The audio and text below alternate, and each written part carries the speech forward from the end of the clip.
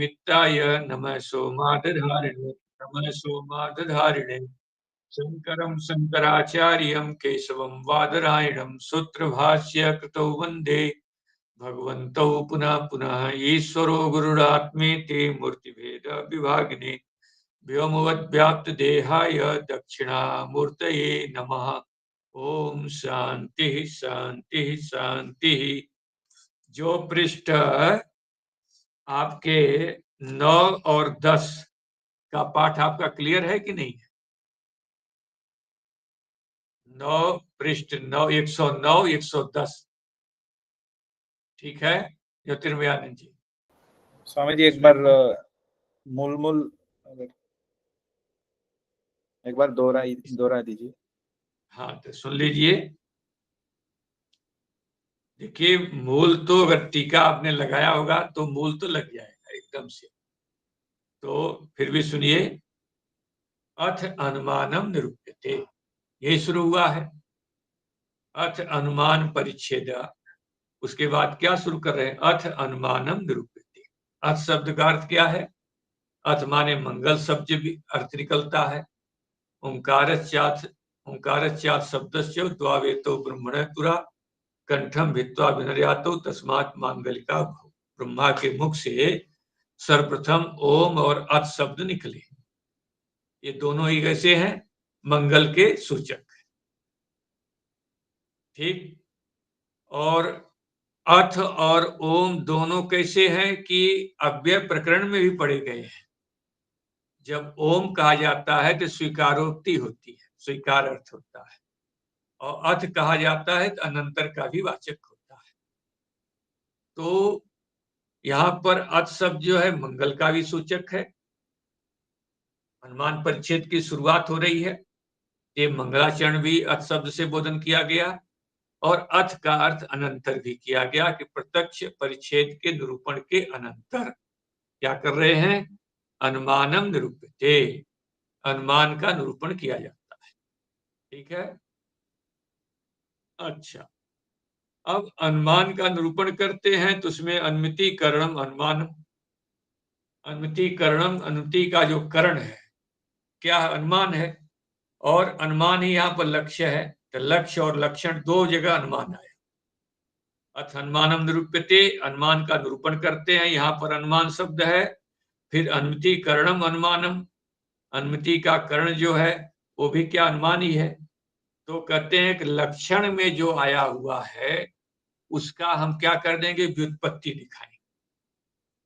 लक्षण घटक जो अनुमान पद है, अनुमीयते अनेन इति अनुमानम करणाधिकरणोच्च से लुट करके योनाको से अन कर देना, बन जाएगा मांग धातु से, अनपूर्वक मांग धातु से, मांग माने से बनेगा अनुमान। तो जो व्युत्पत्ति वाला अनुमान है वो हो जाएगा लक्षण, और जो अव्युत्पत्ति वाला अनुमान है, ठीक, वो हो जाएगा लक्ष्य। ये कहा गया है। आप उसी को लघु सिद्धांत कौमुदी में वहां पर जैसे आता है अर्थवत धातु प्रत्यय प्रातिपदिकम, अव्युत्पत्ति पक्ष में क्या करता है? वो प्रातिपदिक संज्ञा करता है। और कृत तद्धित समासास्य से प्रातिपदिक संज्ञा व्युत्पत्ति पक्ष में होती है। कृत तद्धित समासाश्च, चकार वहां दिया हुआ, चकार जो है अनुक्त का समुच्चय करता है। जो नहीं कहा गया है उसको च से निपात आदियों की भी प्रातिपदिक संज्ञा और उसके बाद अव्ययादाप सुप इत्यादि से लोप कर देते हैं। ये सब जो है वहां कहा गया है। तो यहाँ पर व्युत्पत्ति वाला जो है अनुमान वो हो जाएगा लक्षण, और अव्युत्पत्ति वाला अनुमान हो जाएगा वो लक्ष्य हो जाएगा। अब अनुमितिकरणम अनुमानम, तो अनुमितिकरणम में जितने वाक्य में आए हुए पद हैं सभी पदों का जब बोध हो तब जाकर के आपको क्या बतलाया जाएगा? वाक्यार्थ का बोध होता है। यानी ये जो लोग बोलते हैं वाक्यार्थ ज्ञाने पदार्थ ज्ञानम कारणम, तो वाक्यार्थ ज्ञाने, वाक्यार्थ ज्ञाने मतलब सप्तमी एक वचन है, पदार्थ ज्ञानम ये भी एक वचन है। तो एक वाक्यार्थ के ज्ञान में एक पद का ज्ञान कारण नहीं होता है। ध्यान रखिएगा, कोई कादम्बरी का वाक्य ले आया, वो दो दो तीन तीन चार चार पंक्ति के कई वाक्य होता है कादम्बरी का। बाण भट्ट कृत जो कादम्बरी है उसका वाक्य बहुत लंबे लंबे है। ठीक, उसमें माने क्या साहित्यिक शैली में लिखा हुआ है वो, तो कहते हैं एक पद का बोध हो गया उससे वाक्यार्थ बोध नहीं होता है। कहो जात्या है तो जात्या में पदार्थ ज्ञानत्व जाति नहीं ले सकते हैं कि गौरव धर्म में ज्ञानत्व जाति लोगे।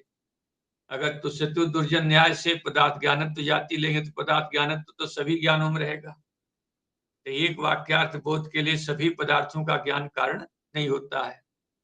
इत्यादि दोषों के कारण से यहाँ पर व्युत्पत्ति की जाती है कि वाक्यार्थ विशिष्ट बुद्धित्वावच्छिन्नम प्रति वाक्यार्थ घटक यावत पदार्थ ज्ञानम कारणम भवति।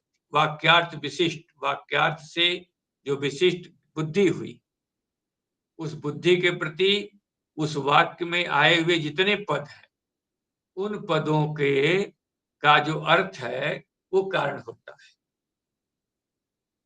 ठीक है, वाक्यार्थ से विशिष्ट राम ग्रामम गच्छति, राम ग्राम को जाता है, ये हुआ वाक्यार्थ। ठीक, वाक्यार्थ हुआ।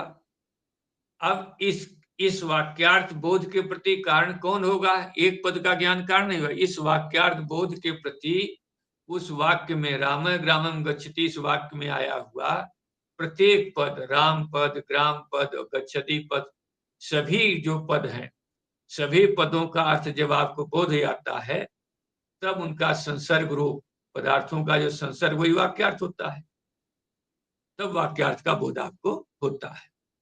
तो अन्मितीकरणम, यहाँ पर अन्मिति पद का बोध हो और करण पद का बोध हो तब आपको अनुमान पद का बोध होगा।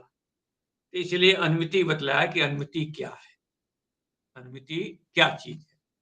ठीक है, करण पद की व्याख्या कल हम मूल में आपको बता ही रहे थे। तो पहले अन्मिति पद क्या है? तो अन्मिति कहा कि जो व्याप्ति ज्ञान से जन्य, व्याप्ति ज्ञान से जो जन्य है। तो व्याप्ति ज्ञान से जन्य तो व्याप्ति ज्ञान की स्मृति भी है, व्याप्ति ज्ञान का शाब्द बोध भी है। ठीक, व्याप्ति ज्ञान विषयक अनव्यवसाय ज्ञान भी है और व्याप्ति ज्ञान से जन्य जो है अन्मिति भी है। तो इसमें चारों हैं, तो चारों के होने के कारण से कहा गया कि इनकी अवच्छेदक भिन्न भिन्न। अगर केवल व्याप्ति ज्ञान जन्य कहेंगे तो चारों में लक्षण जाएगा, अन्मिति में भी जाएगा, लेकिन तीन में और जाएगा, व्यवसाय ज्ञान में जाएगा, स्मृति में जाएगा, सात बोध। कहा गया कि नहीं, हमने अवच्छेदक लगा दिया। स्वामी जी व्याप्ति ज्ञानत्व ना व्याप्ति ज्ञान जन्य कहेंगे तो ना? नहीं, व्याप्ति ज्ञान जन्य कहेंगे तब। व्याप्ति ज्ञान से जन्य जो है स्मृति अन्मिति भी है, स्मृति भी व्याप्ति ज्ञान की स्मृति भी है, व्याप्ति ज्ञान का अनव्यवसाय ज्ञान भी है। ठीक है, व्याप्ति ज्ञान माना हम ऐसा जो अनव्यवसाय ज्ञान है, और व्याप्ति ज्ञान का शाब्द बोध भी है। तो चारों व्याप्ति ज्ञान से जन्य है। तो लक्ष्य में भी लक्षण गया, लक्ष्य से इतर में भी लक्षण चला गया, तो व्याप्ति जाएगी। उस व्याप्ति को वारण करने के लिए यहाँ पर अवच्छेदक दिया गया, व्याप्ति ज्ञानत्वेन, व्याप्ति ज्ञानत्वेन व्याप्ति ज्ञान से जन्य। ठीक, तो व्याप्ति ज्ञानत्वेन व्याप्ति ज्ञान से जन्य केवल अन्मिति होती है। कहते हैं अनव्यवसाय, बोले अनव्यवसाय विषयत्वेन होता है, विषयत्वेन जो है व्याप्ति ज्ञान से जन्य होता है। स्मृति जो होती है समान विषयक अनुभवत्वेन जो है व्याप्ति ज्ञान से जन्य होती है।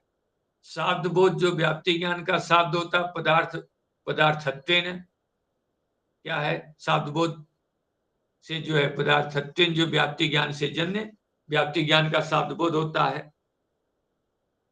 तो उसके अवच्छेदक अलग है, इनके अवच्छेदक अलग हैं। तो जब व्याप्ति ज्ञानत्वेन कह दिया तो व्याप्ति ज्ञान से जन्य केवल अन्मिति ही ले जाए। ये प्रसंग आपके सामने आया। ठीक हुआ। अब ऐसा कह देने से कहा कि व्याप्ति ज्ञान का जो अवशिक है, कहते हैं जब व्याप्ति ज्ञानत्वेन कह दिया तो स्वयं मूलकार ने कहा तो व्याप्ति ज्ञान अनुव्यवसाय आदि, आदि लगा दिया। आदि को टीकाकार ने कहा कि आदि से क्या ले लेना, स्मृति और शाब्द ज्ञान आदि।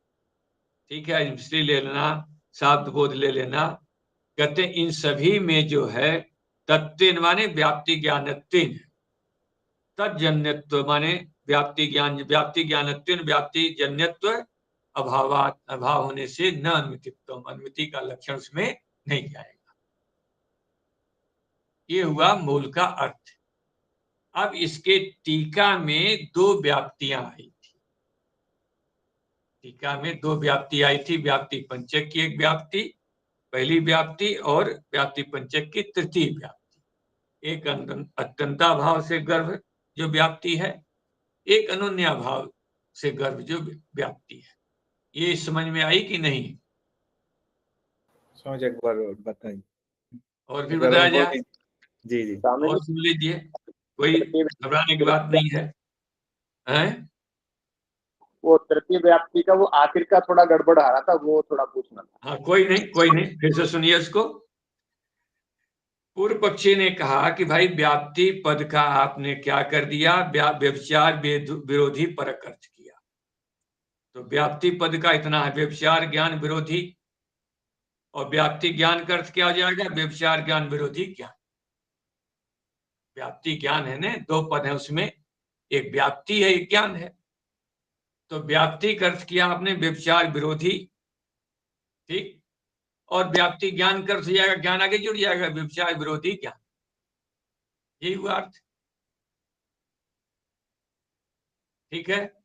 तो कह रहा है कि ये जो आपने अर्थ किया है, व्याप्ति पद का जो अर्थ किया है, ऐसा अर्थ तो न परिभाषाकार ने किया है, जो आगे आएगा 116 पेज पर। ग्रंथकार से अगर वेदांत परिभाषाकार लेंगे, कहते हैं ऐसा अर्थ तो उन्होंने भी नहीं किया है, और न नैयायिकों ने किया है। न्याय के ग्रंथ जो है उसमें भी ऐसा नहीं किया गया है। ग्रंथकृत जो है परिभाषाकार ने भी नहीं किया है, न नैयायिक। अगले वाले ग्रंथ को देख करके नैयायिक का अर्थ लगेगा, और ग्रंथकृत से मूल प्रसंग को देखकर परिभाषाकार भी अर्थ लगेगा।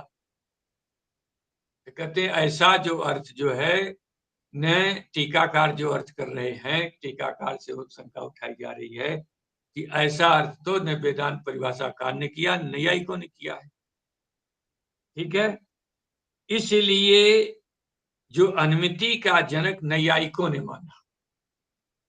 अब यहां की पंक्ति देखने से ग्रंथकृत के अनुसार क्या लगेगा अर्थ? नैयायिक अर्थ लगेगा।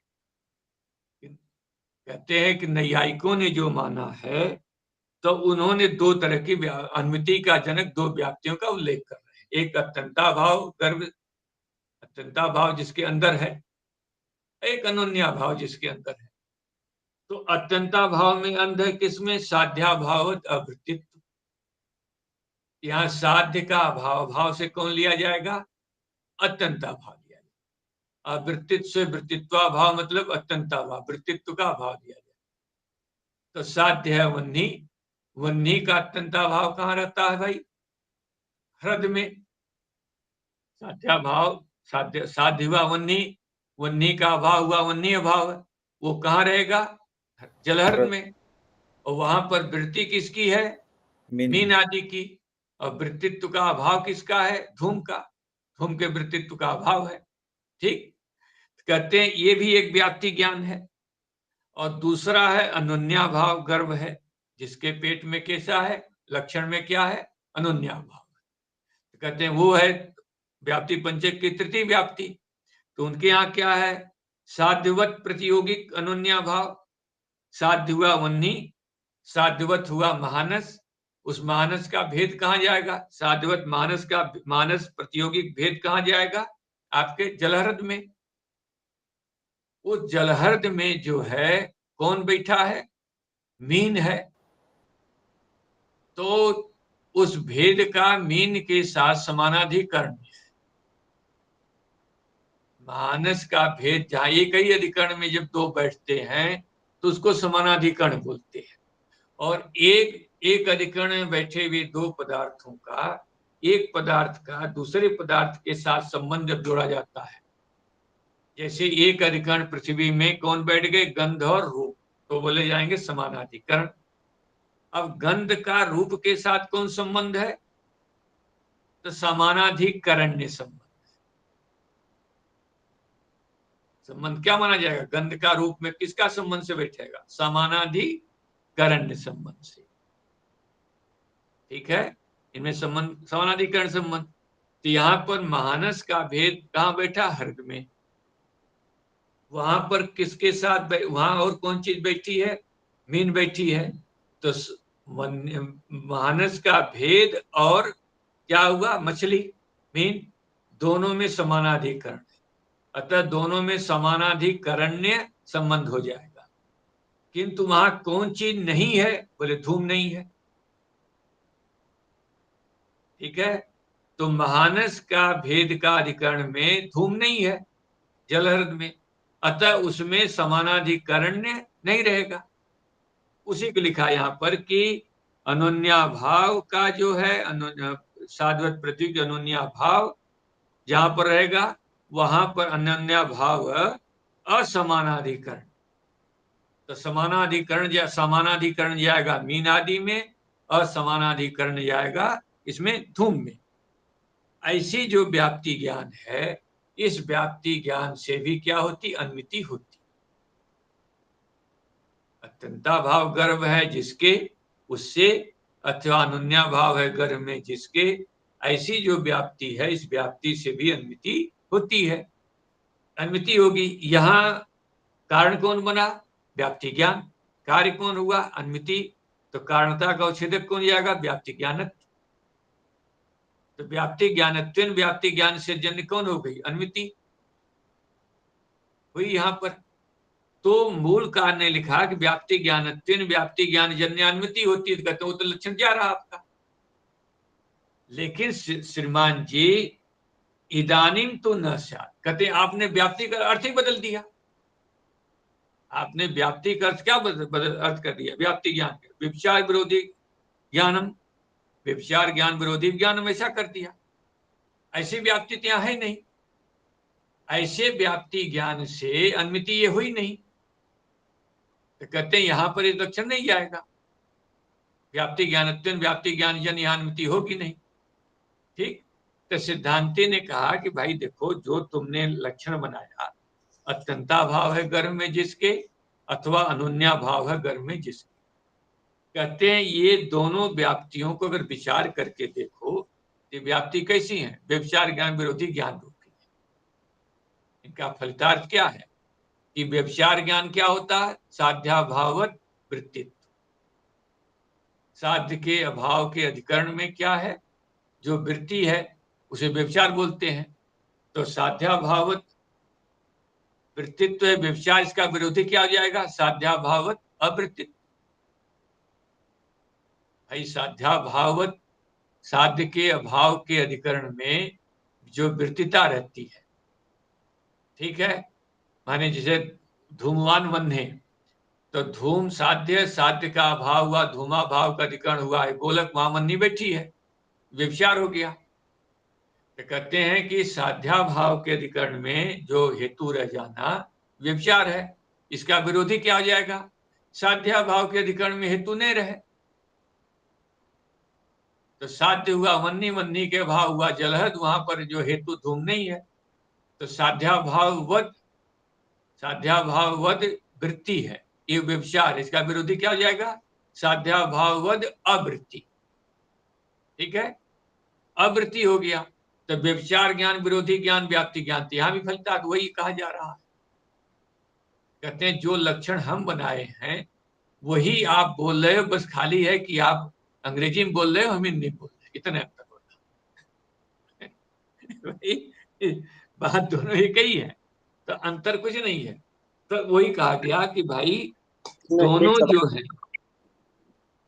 व्यभिचार ज्ञान विरोधी ज्ञान में परेशान है। अब कहोगे व्यतिरिक्त व्याप्ति, व्यतिरिक्त व्याप्ति, बोले व्यतिरिक्त व्याप्ति हम मानते नहीं, हमारे यहाँ व्यतिरिक्त व्याप्ति हो नहीं है। व्यतिरिक्त व्याप्ति क्या है? अर्थापत्ति प्रमाण में समाहित होती है, अन्वय व्याप्ति होती है। हमारे यहाँ मात्र अन्वय व्याप्ति है। हाँ, क्या कह रहे हैं डॉक्टर साहब?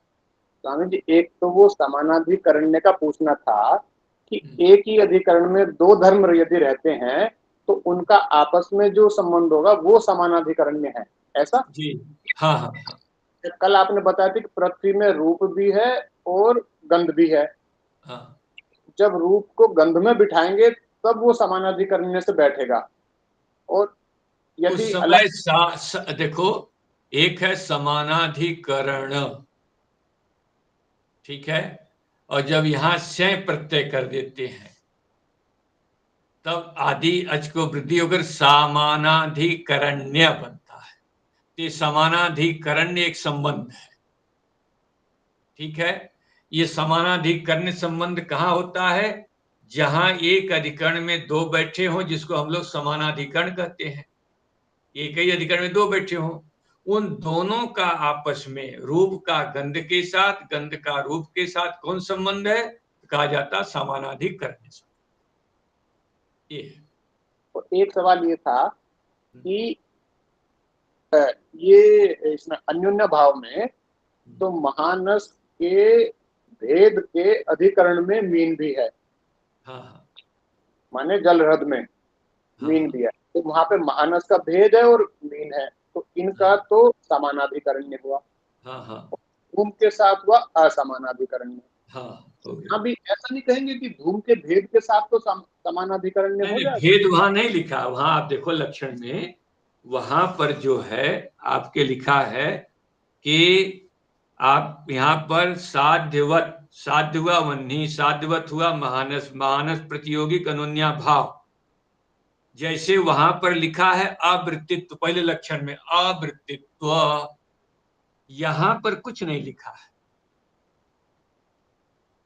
अगर यहां आवृत्ति लिखते तो यहाँ जो अभाव है आकार से, न का जो हम अर्थ क्या ले लेते, भेद ले लेते। यहां भी, यहां उन्होंने आवृत्ति लिखा ही नहीं है। अगर भेद लिख देते तो क्या हो जाता? मीन का भी भेद वहीं बैठ जाता। किसमें? जलद में। जलहृद में। धूम का भी भेद बैठ जाता। अगर भेद यहां भी लिख लोगे तो धूम का भी भेद है, मीन का भी भेद है, तो उसमें सब समानाधिकरण ही उनके भेद आ जाएगा, असमानाधिकरण नहीं आता। तो वहां आगे भेद नहीं है, पीछे ही भेद है खाली। तो इसमें जब हम इसको बोलेंगे धूम को उसमें तो वहां पर इसको प्रतियोगिता के निष्ठ भेद समानाधिकरण ना कह करके धूम निष्ठ असमानाधिकरण्य ऐसा बोलना पड़ेगा। वहां पर बोला जाता है, नैयायिक की शैली है कि समानाधिकरण है, समानाधिकरण है मीनादो, और असमानाधिकरण धूमादो, ऐसा बोलते हैं। ठीक नहीं? जैसे वृत्तित्व बोलते हैं, वृत्तित्व मीनादि में और अवृत्तित्व धूमादि, ये बोलने की शैली है। नैयायिक के यहाँ क्या होता है कि हर पदों पर चलता है विचार। अब वृत्ति लिखा है तो पहले आपको वृत्ति बतलाना पड़ेगा, वृत्ति किसकी है और किसकी वृत्ति नहीं है। जैसे साध्याभावत अवृत्तित्वम, तो साध्य का अभाव जो हुआ, साध्य का अभाव हुआ, वन्नी का भाव, साध्याभाववत हुआ, जलहृद हुआ। अब वहां पर अवृत्तित्व लिखा है, पहले वृत्ति बताओ, उसमें वृत्तित्व क्या है? तो मीन है, कमल का फूल है, पत्ते हैं, अनेक चीजों की वृत्तिता है। जल में जो पदार्थ रहते हैं उनका वृत्तित्व है, तो मीन आदि लिख देते हैं। अवृत्तित्व किसका है? बोले धूम का है। ठीक, तो हमें मुख्य रूप से उसमें धूम का ही लिखाना पड़ता है, क्योंकि धूम हमारा हेतु बना है। ये लेते हैं। ठीक हुआ? हाँ, लगी पंक्ति? जी समझ जी। तो 9 और 10, ये दो पाठ, दो पृष्ठ का पाठ आपका क्लियर हो गया सबका? ठीक जी है सर। ब्रह्मचारी ज्योतिर्मय आनंद जी? जी हाँ, अब आगे चलो। आपने व्यापार के लक्षण देखा कि नहीं तर्क संग्रह में? व्यापार का लक्षण क्या है? देखो, जो पाठ है ये न्याय का पाठ है, इसमें मुश्किल से अनुमान खंड ज्यादा नहीं है, 5-7 पेज है। अनुमान खंड आपका कितने पेज है? आपको कोई बहुत इसमें नहीं है कि बहुत लंबा चौड़ा है। 131 पेज है माने 20 पेज आगे और है। जी स्वामी। तो कुल अनुमान खंड को अगर आप देखेंगे तो कुल मिलाकर के कितना हो जाता है, 23 पेज में है। प्रत्यक्ष परिच्छेद है 108 पेज में, और ये मात्र कितना है, 23 पेज में। तो आप इसको एक ढंग से पढ़िए जो कि आपको पकड़ में आएगा, पाठ देख करके, न्याय का पदकृत का देख करके चला करें। तो व्यापार, पहले यहां आपको समझना पड़ेगा करण का लक्षण। तो तर्क संग्रह में आपने पढ़ा कि असाधारण कारणम करण, असाधारण कारणम करणम, यही पढ़ा आपने। तो असाधारण कारण जब को करण ऐसा लक्षण बनाया तो पूर्व पक्ष से कहा गया कि असाधारण कारण तो क्या है, व्यापार भी होता है।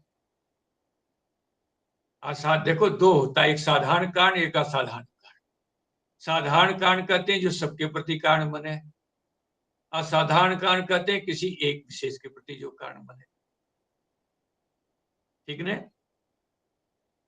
तो यहां पर प्रसंग आपके, यहां प्रसंग आया कि भाई असाधारण कारण जो भ्रमी है, जैसे दंड जो है घट के प्रति असाधारण कारण है, वैसे भ्रमी भी असाधारण कारण है। तो असाधारण कारण को अगर आप करण कहते हैं तो करण का लक्षण किसमें चला गया, व्यापार में चला गया। इसलिए व्यापार को वारण करने के लिए व्यापार में लक्षण न जाए तो कहते हैं कि व्यापारवत असाधारण कारण कर्ण, व्यापार वाला हो और असाधारण कारण। अब व्यापार वाला जो पदार्थ होगा और साधारण कारण जो होगा उसको कर्ण कहा जाए। अब व्यापार में लक्षण नहीं जाएगा, क्योंकि व्यापार व्यापार वाला हो नहीं सकता है। व्यापार तो व्यापार वाला कैसे हो जाएगा, वो तो कोई अन्य पदार्थ होगा व्यापार वाला। ठीक है। अब प्रसंग आपके सामने आया कि व्यापार क्या, इसको कल हमने आपको बताया कि व्यापार का लक्षण तर्क संग्रह में आपके लिखा है, द्रव्य सती तज्जन्य जनकत्व, ये व्यापार का लक्षण है।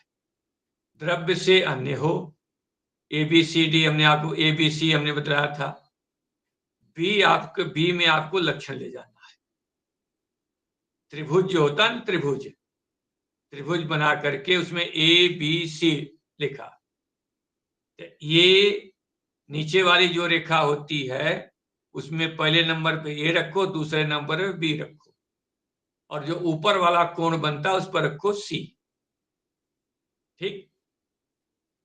तो जो B है वो कैसा होना चाहिए, B को व्यापार बनाना है तो B कैसा होना चाहिए, एक द्रव्य से अन्य हो, और जो A से जन्य है C, उस C का जनक B हो, तब B को व्यापार माना जाए। अब इसको घटाकर देखो, भ्रमी व्यापार है तो भ्रमी को रखो B के स्थान, जहां B लिखे हो वहां पर भ्रमी को रखो।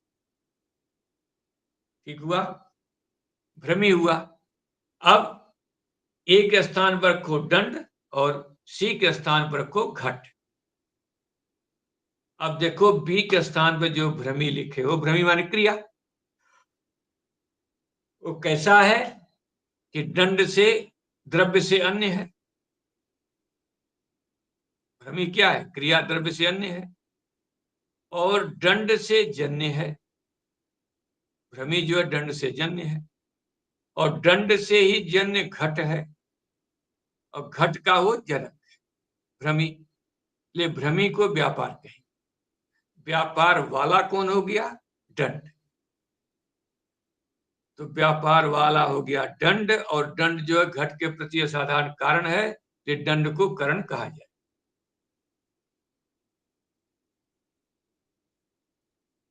आई बात समझ में? हाँ ज्योतिर्मयानंद जी स्वामी जी, दंड से जन्य तो भ्रम ही हुआ। हाँ, जी। और दंड से जन्य है घट, दंड से जन्य है घट, उस घट का भी जनक भ्रमी है। जी आइए। भाई दंड से जन्य भ्रमी भी है और दंड से जन्य घट भी है, और उस घट का जनक भी क्या है? भ्रमी है। और भ्रमी कैसी है? द्रव्य से अन्य है। तो जो लक्षण है आपका द्रव्य अन्यत्व सति तज्जन्यत्व सति तज्जन्य जनकत्वम व्यापारवत्वम, ये लक्षण है ना आपका, घटा लक्षण की नहीं है? जी समझ घटे हैं। घटे। अब इसी को यहां घटाना है। जब आपने अनुमिति के कर्ण को व्याप्ति ज्ञान माना है, तो व्याप्ति ज्ञान में व्याप्ति ज्ञान को क्या मानना पड़ेगा? व्यापारवत असाधारण कारण। व्याप्ति ज्ञान आपने कर्ण माना, जैसे दंड को जब आपने कर्ण माना तो उसको दंड में क्या माना? आपको व्यापार वाला हो, और घट के प्रति साधारण कारण माना। तो भ्रमी वाला कौन हुआ? दंड हुआ, और घट के प्रति कारण भी हुआ दंड। तब दंड जाकर के कर्ण बना। अब व्याप्ति ज्ञान को अगर आप कर्ण बनाओगे तो व्याप्ति ज्ञान से जन्य कोई व्यापार, और वो व्याप्ति ज्ञान से जन्य जो अनुमिति है, उस अनुमिति के प्रति वो व्यापार कारण बनता हो। ठीक। वो व्यापार वाला कौन माना जाएगा? व्याप्ति ज्ञान माना जाएगा। तब व्याप्ति ज्ञान को असाधारण व्यापारवत असाधारण कारण होने के कारण से व्याप्ति ज्ञान को कर्ण शब्द से आप कह सकते हैं।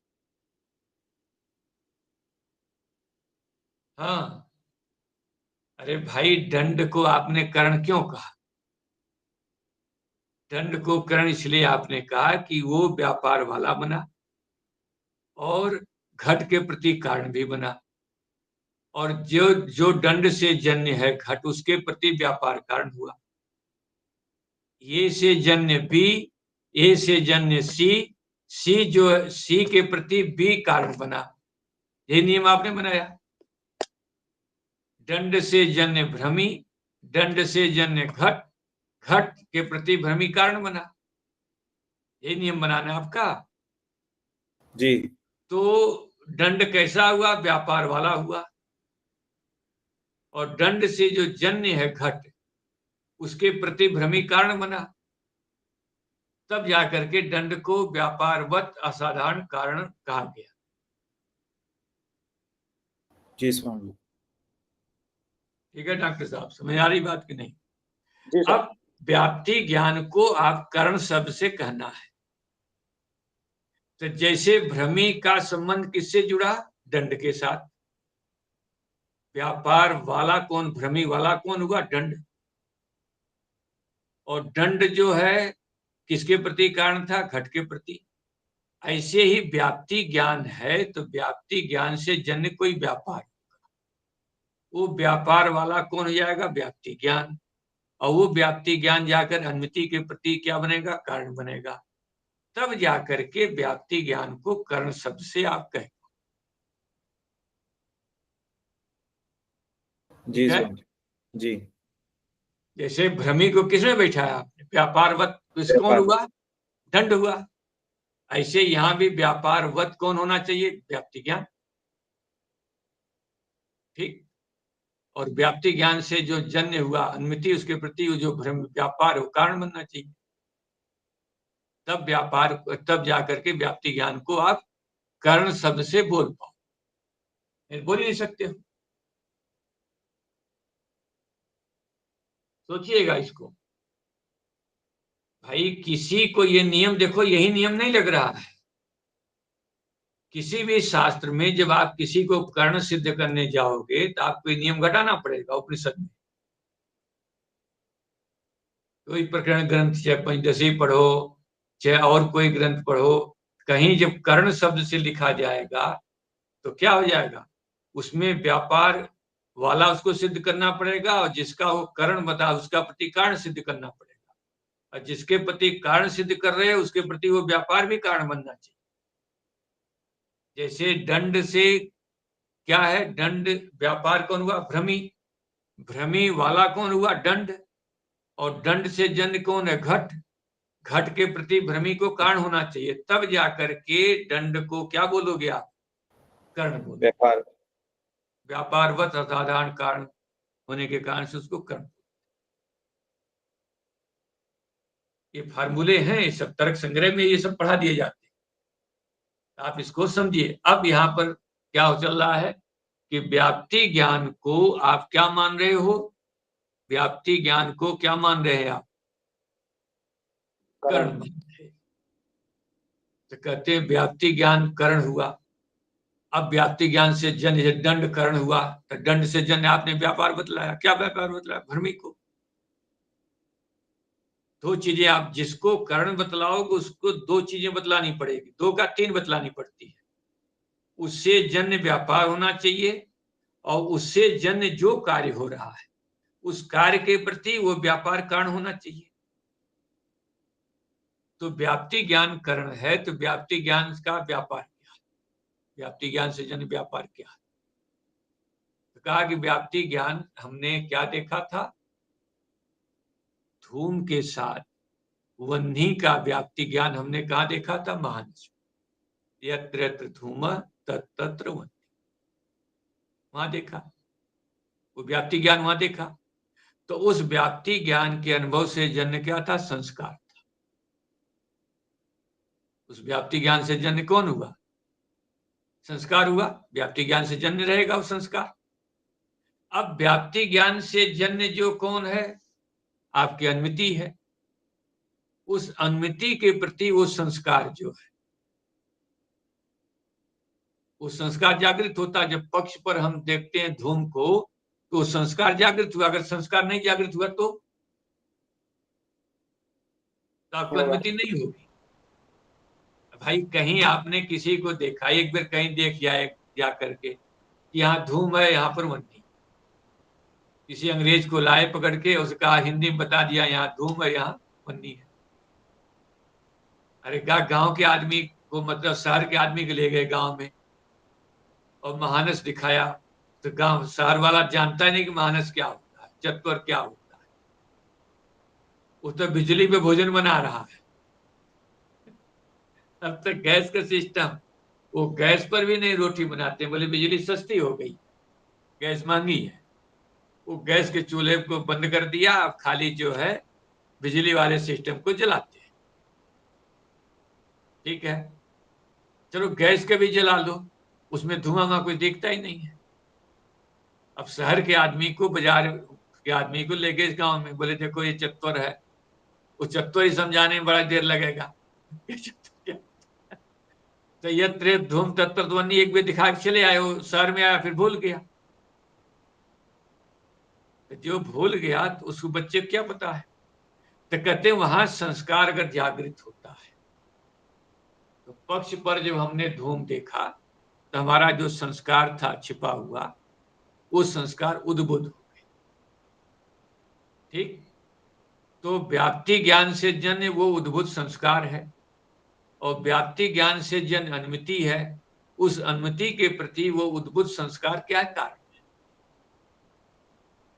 तो संस्कार वाला हो गया व्याप्ति, माने व्यापार वाला हो गया व्याप्ति ज्ञान, और व्याप्ति ज्ञान से जन्य जो अनुमिति है, इसलिए व्याप्ति ज्ञान कर्ण बन गया। किसके प्रति? अनुमिति।